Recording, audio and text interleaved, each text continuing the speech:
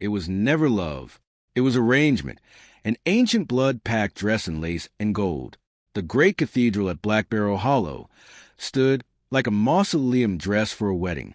Its vaulted ceilings echoed with whispered doubts. Its stained glass saints watched with hollow eyes. Seraphine Vale, cloaked in bone-white silk, walked like a lamb toward the altar, not to be wed, but to be freed. Behind her, a woman in emerald silk adjusted the veil with fingers that had once cradled her like a daughter, and now plotted her end. Octavia Blackwell had waited for this night, and so had her allies. At the center of it all stood King Valerius' crown. Too pale to be living, too still to be trusted. He had not spoken of love, only legacy, only power.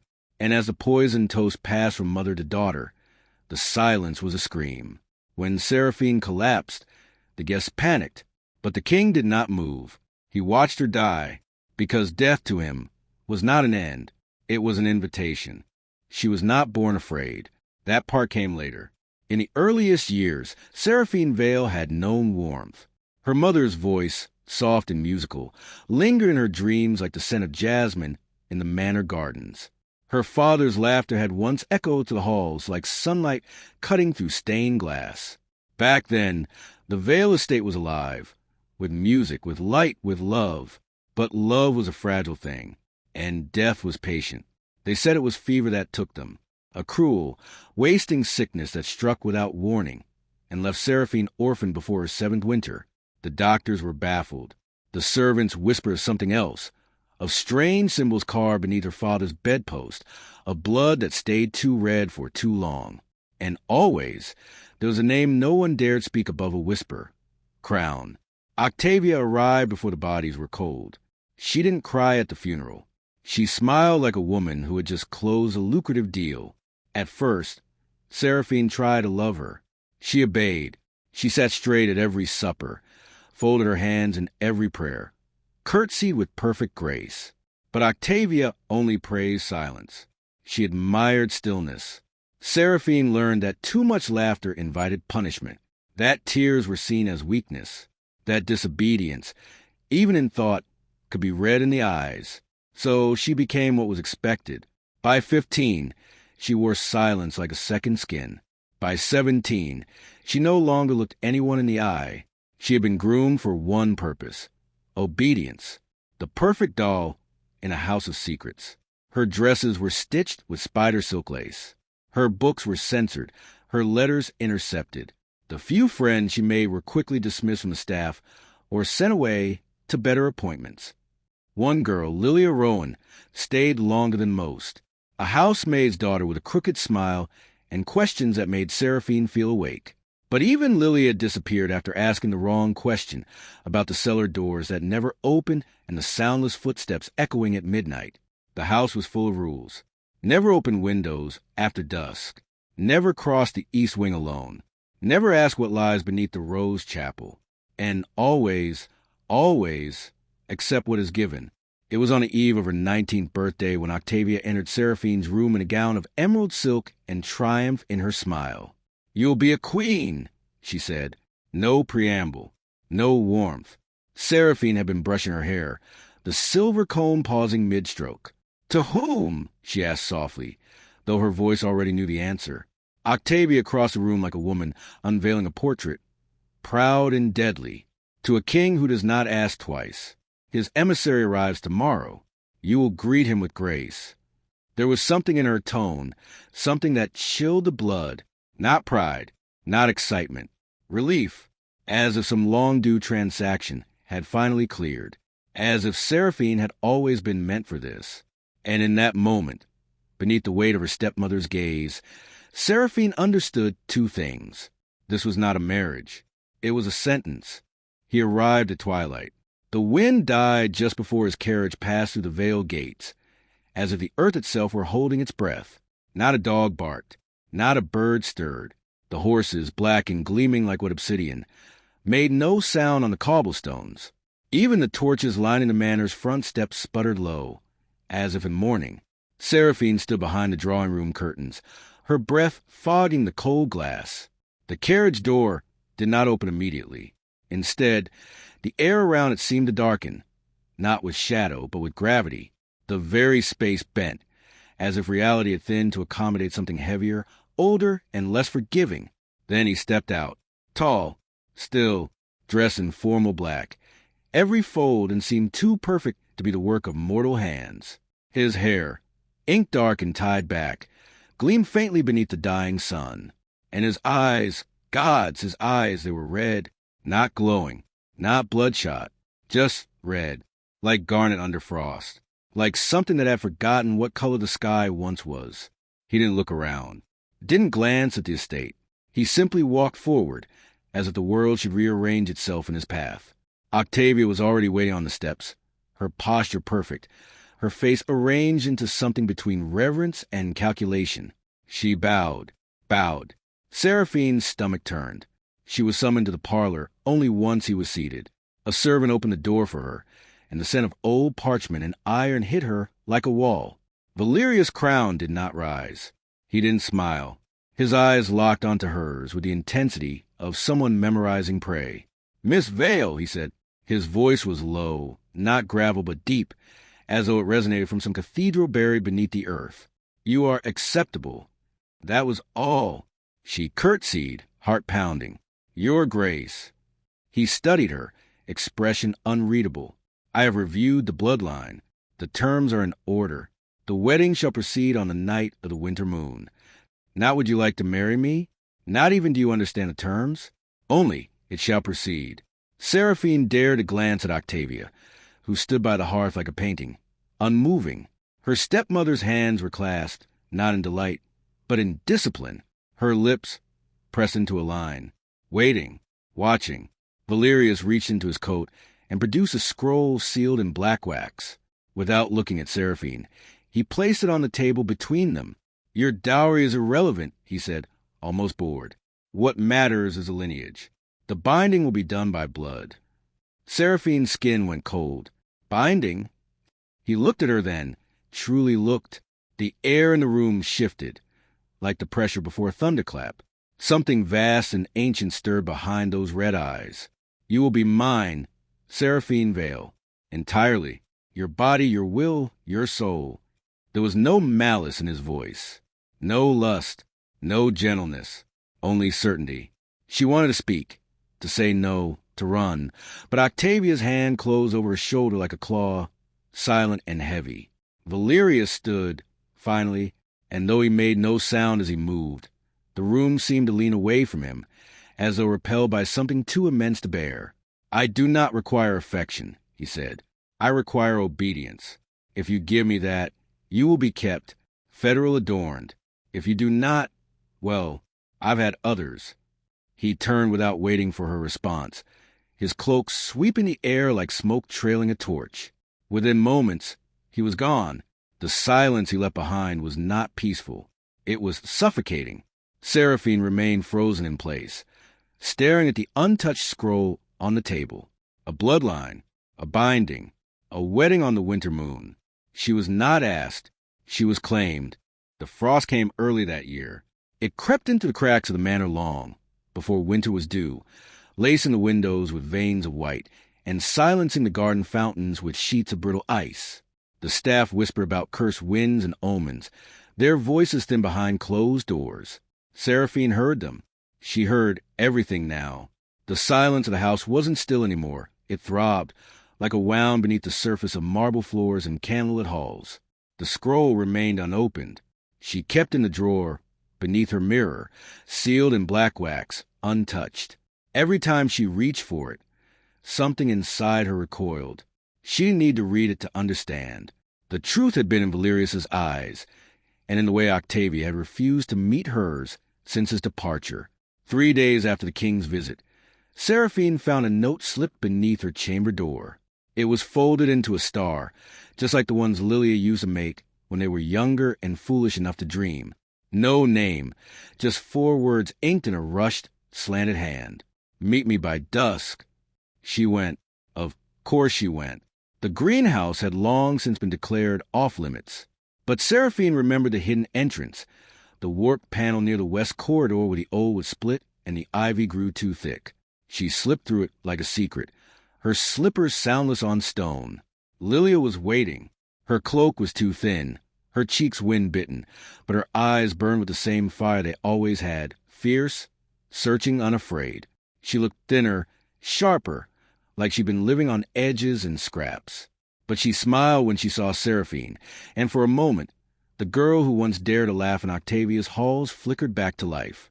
"You shouldn't be here," Seraphine whispered, voice cracking. Lilia only shrugged. "Neither should you." They sat beside the broken fountain, the one with the cracked cherub that had always looked more like a gargoyle. Silence stretched between them, heavy and strange. Then Lilia spoke, fast, like she'd been holding it in for too long. "He's not a man. You know that, right? Valeria's crown. He's not even alive." Seraphine swallowed. "What do you mean?" "I mean the bloodline, the rituals, the binding." Lilia's voice dropped.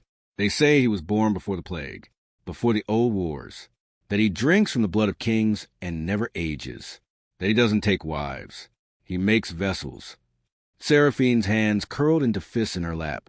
"They're calling it a wedding," Lilia continued. "But it's not. It's a rite. And you—" "I don't have a choice," Seraphine said too quickly.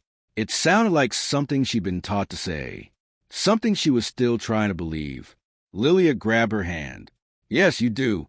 We could run. Tonight. I have coin. There are roads." "No one escapes Octavia," Seraphine said softly. "You know that." Lilia's face twisted with frustration and fear. "Then you'll die, Sarah. Or worse. They say the ones who survive the binding don't stay themselves. They become something else." Her voice trembled. "Don't let them do this to you." It should have been a turning point. But footsteps echoed down the greenhouse corridor, deliberate, sharp. Lilia froze. Seraphine turned. Victor Vane stepped through the doorway like a man walking into his own drawing room. Not a hair out of place. Gloved hands folded behind his back. His eyes, pale and glassy, swept across the girls with the disinterest of a scholar dissecting moths. "Well," he said, almost amused, "curiosity always was a flaw of the lower class." Lilia stood. She did not bow. Seraphine did. Victor's gaze landed on Seraphine first. "Your betrothed has requested purity of mind before the ceremony.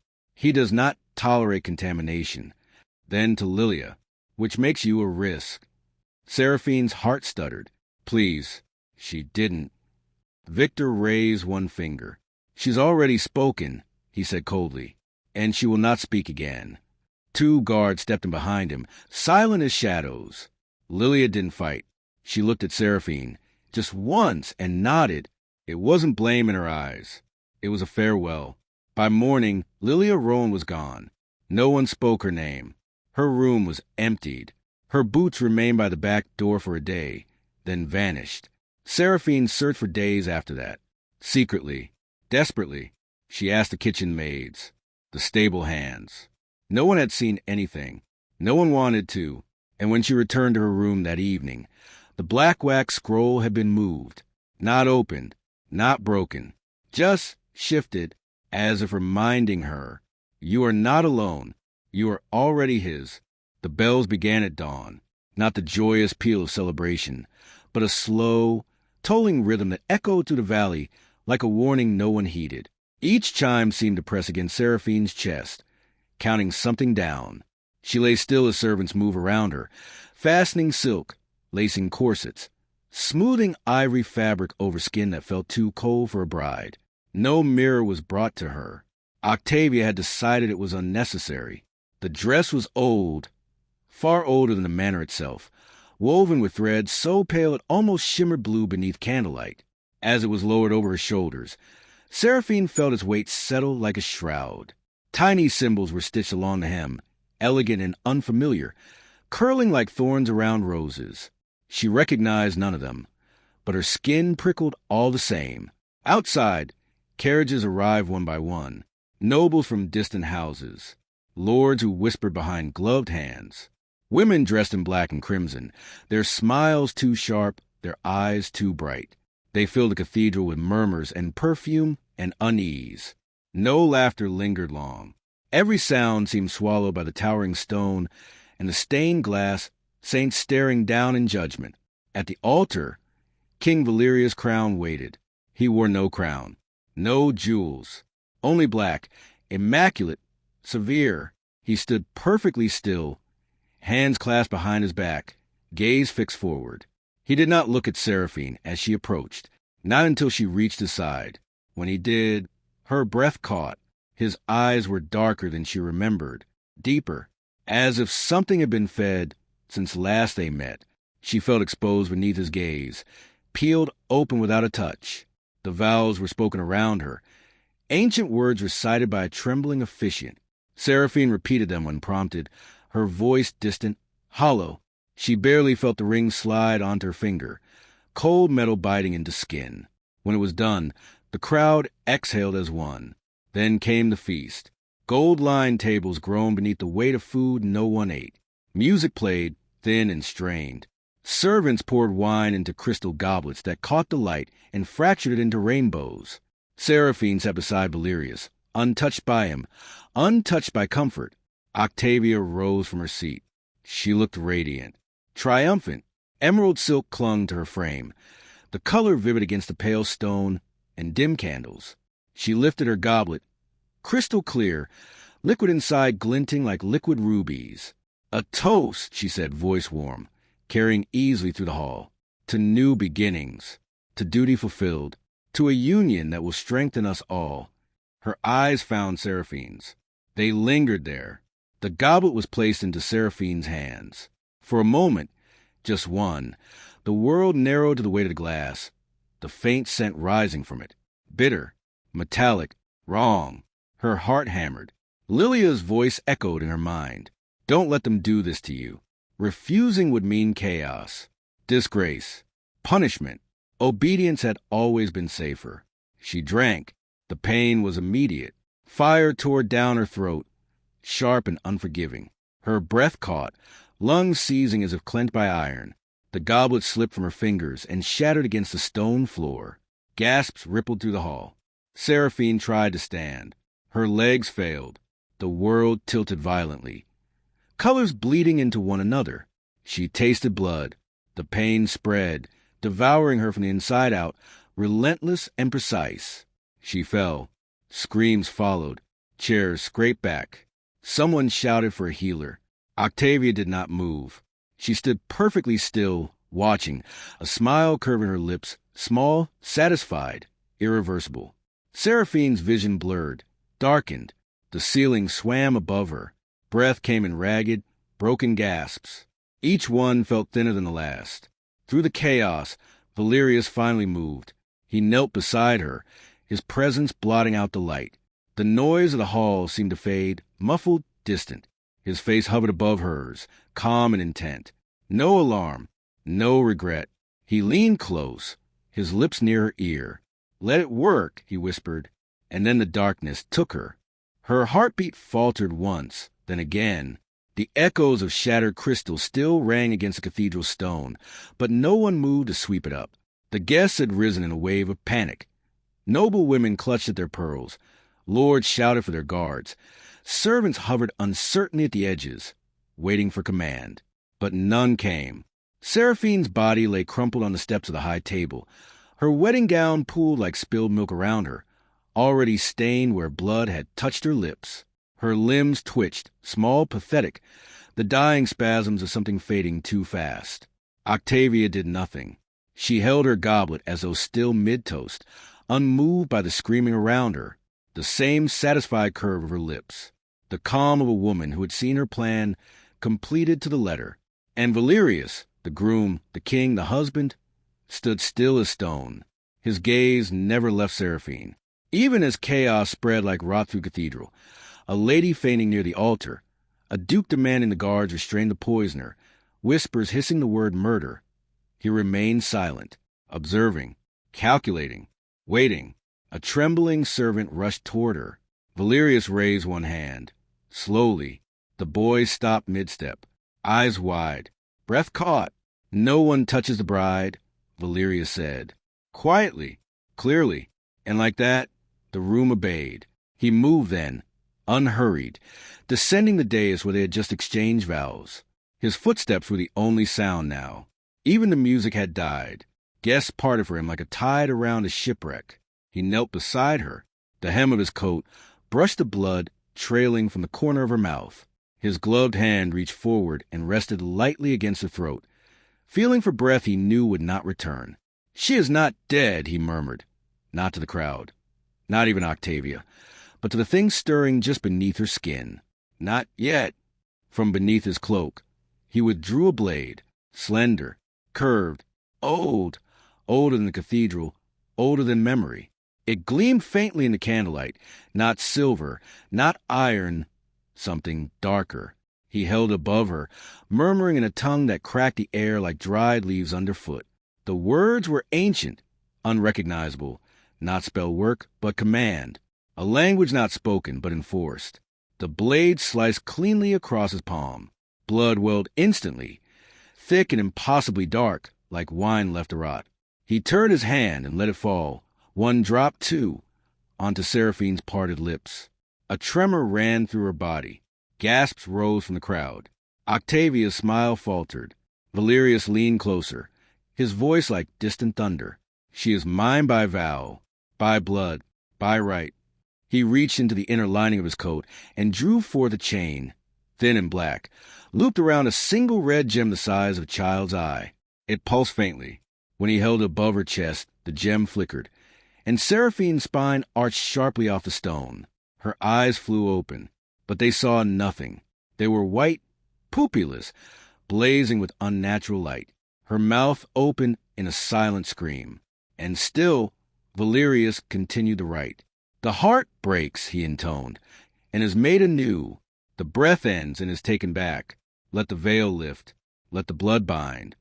The guests did not speak. Could not. What they witnessed now was no rescue. It was not love. It was not mercy. It was possession. And it was terrifying. The ritual did not end with a kiss or a vow or a tear. It ended with silence.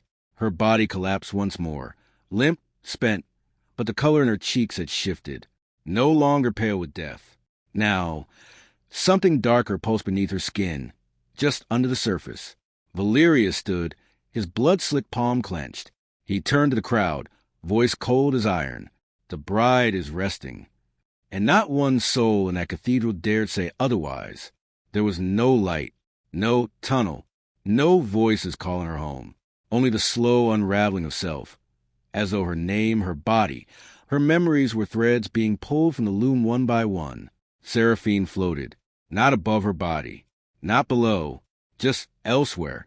At first it was silence, pure and thick, like velvet pressed her ears. Then came the drip, a steady, patient sound, like blood falling into water.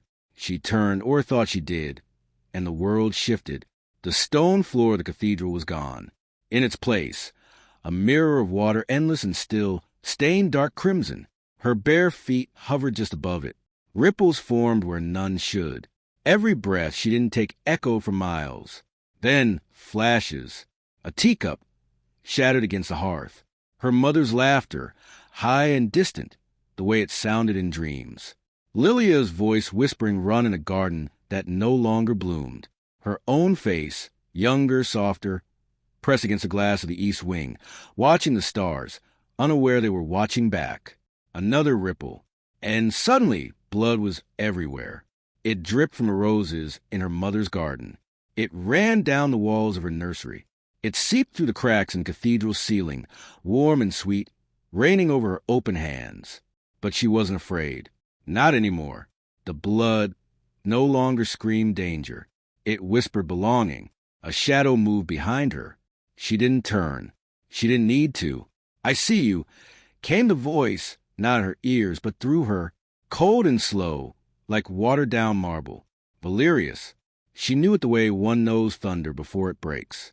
"You are between breath and blood," he said. "Between what you were and what you must become." She tried to speak, but her mouth wasn't hers. Her thoughts slid sideways, weightless and unformed. He appeared before her then, not the man from the wedding, but something older, robes darker than night, hair unbound, eyes glowing like cinders deep in the ash. His form flickered, too sharp at the edges, as though he were cut from something realer than reality. "You were chosen," he continued, reaching out a hand that did not cast a shadow. Not for purity, not for power, for potential. You carry the blood, and now it will carry you. The mirror beneath her cracked. A web of black lines splintered out from beneath her toes. Blood poured upward, reversing, defying gravity, flooding her mouth, her lungs, her thoughts. She should have drowned. She welcomed it. Valerius moved closer. He placed 2 fingers over her chest. A word rolled from his lips in a language older than the moon. Verithiel, the name, not hers, but somehow hers, struck like lightning. Flames erupted across the dreamscape, not burning but illuminating. She saw them all then, the brides before her, pale-eyed, sorrowful, some screaming, some kneeling, one smiling with teeth too sharp. None of them had survived this far, but she was not them. She was still here. The flames receded. The blood stilled. Valerius spoke once more, lower now, almost reverent. Rise, Verithiel. The veil is torn, the cage undone. Let the night claim what day could never hold. Her heartbeat returned, slow, mighty, echoing to the void like war drums. Then the world cracked in 2, and Seraphine Vale, or what remained of her, began to rise. She woke to silence, but not the kind that comforts. This silence listened back. The air was too still, the light too dim, though no shadows moved. Seraphine lay upon velvet, her limbs aching with something deeper than pain. Her lungs expanded slowly, and the breath that filled them felt wrong. Too sharp, too aware. Every sound was magnified. A spider dragging its leg across stone echoed like thunder. The slow drip of wax from a candelabra hit her ears like a ticking clock carved from bone. She tried to sit up. Her fingers brushed the bedding. Black silk, smooth and damp with something that wasn't water. The scent of it struck her first. Copper and salt. Thick, alive. Blood. She recoiled, or tried to. Her body responded slowly, as though it belonged to someone else. Too strong in some places, too weightless in others. She touched her face. Her skin was cold. Not cool, cold. And yet she burned from within, a hunger throbbing behind her ribs, gnawing, coiling, rising. She staggered from the bed, and the room swam. Walls shifted like breathing lungs, candle flames leaning toward her as if drawn by gravity. There was a mirror on the far wall. She didn't want to look, but she did. The girl who stared back was not the bride who had stood beneath cathedral bells. Her eyes were no longer soft gray but silver, liquid and gleaming, lit from within by something ancient. Her skin was porcelain, flawless and bloodless, as if sculpted from alabaster. Her lips were darker, parted slightly to reveal teeth just a touch too long, too sharp. She stumbled back. Her hip struck the bedpost. The sound echoed through the room like a cry. This wasn't real. This was a nightmare spun from fever, from poison. She remembered the goblet, the fall, the cold, the voice. Let it work. Seraphine clutched her chest. Her heartbeat was slow, deliberate, not the frantic thrum of panic, but the pulse of something that had made peace with death and returned changed. Grief hit next. Not her own, not entirely. A grief that stretched back generations. Centuries of sorrow, of longing, of blood spilled in place of love. It flooded her with visions. Faces she didn't know, eyes burning in darkness, hands reaching through time toward nothing. They were inside her now, or she was inside them. Her knees buckled. She screamed, but the sound that came from her throat was wrong. Deep, feral. It scraped the stone walls and echoed back as if the very chamber recoiled. She pressed both hands to her ears and sank to the floor. This isn't me. This isn't me. This isn't me. But the hunger was real.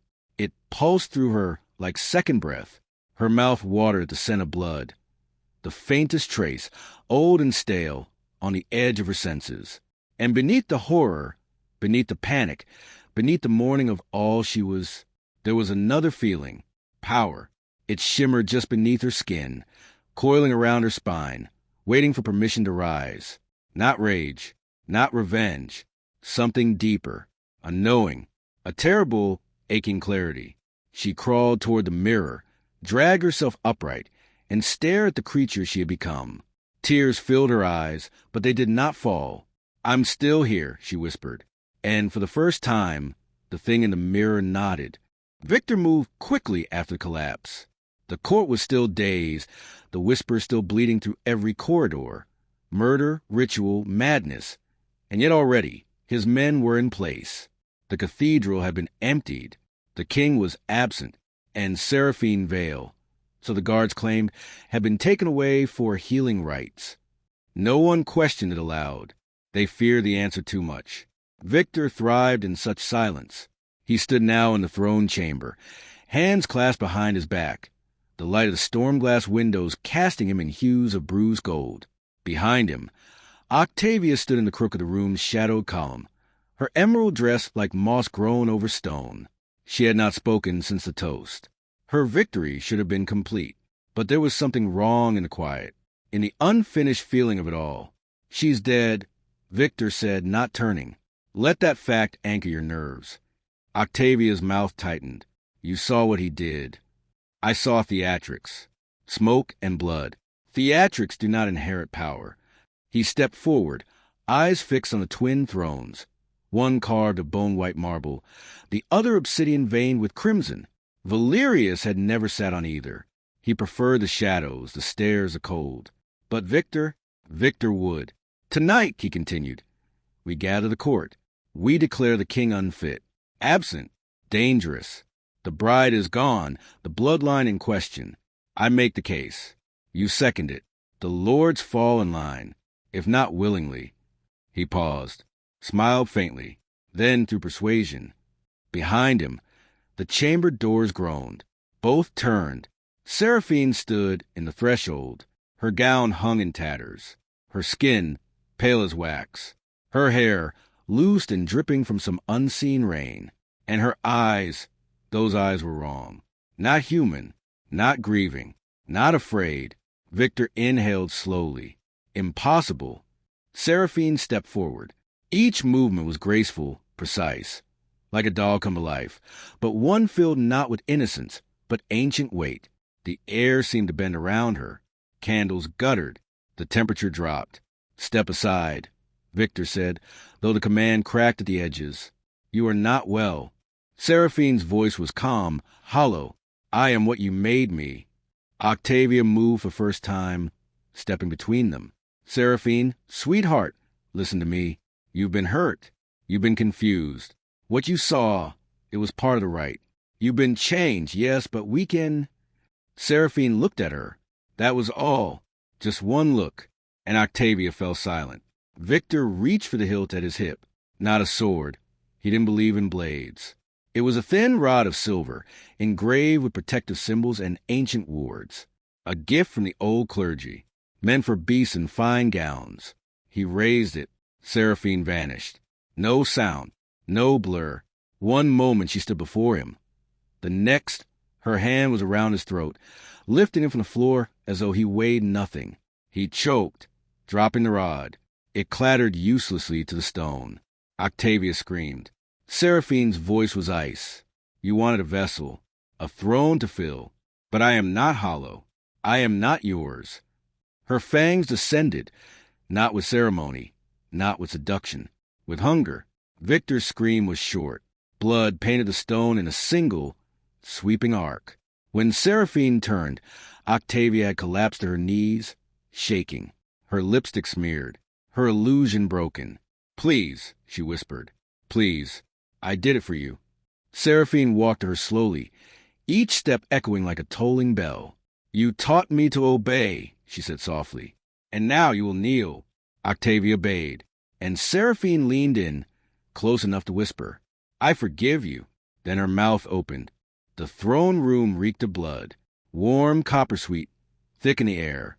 It clung to the velvet drapes, soaked into the marble veins of the floor, dripped in slow, deliberate lines from the hem of Seraphine's tattered gown. Victor's body lay twisted at the base of the dais, his mouth frozen mid-scream, his eyes still wide with the shock of being wrong. Octavia knelt beside him, silent now, head bowed, not in grief, but in defeat. And Seraphine stood at the center, tall, unshaking, radiant in her ruin. The great doors opened with a groan that rippled through the silence like a breath drawn too sharply. One by one, the nobles entered. Their faces were masks, powdered, perfumed, painted into civility, but none could mask the scent of fear. They had come expecting chaos, expecting to claim what power they could from the ashes of a broken court. Instead, they found her. She did not speak. She did not need to. The High Lord of Fenridge, first to arrive, first understand, fell to one knee. A rustle followed as others knelt in quick succession, silk brushing stone, crowns dipping low. They bowed to the girl they once called delicate, the orphan, the pawn. Now, they bowed to something else entirely. A queen born not from a bloodline, but from blood itself. Valerius emerged from the shadows. He walked without sound, his cloak dragging the dust behind him. His eyes found Seraphine's, and for a long, breathless moment, they stood as still as statues carved to oppose one another, light and shadow, ice and flame. Then he inclined his head just slightly, not as a king to a subject, but as one sovereign to another. Seraphine stepped forward, ascended the dais. Her bare feet left prints in blood, and the room did not dare to breathe. She passed the twin thrones and did not pause. She moved beyond them, to the highest step of the platform, where no one had ever stood before. There, she turned. Her hands were still, her face expressionless. But her eyes, they glowed, not with rage, nor vengeance, nor grief, but with power. Cold, eternal, undeniable. She looked down at the court below her, at the sea of lowered heads, at the broken past laid at her feet. Then she looked up, not at the ceiling, not at the room, but through it, through the screen, through the veil, into you, and she did not blink.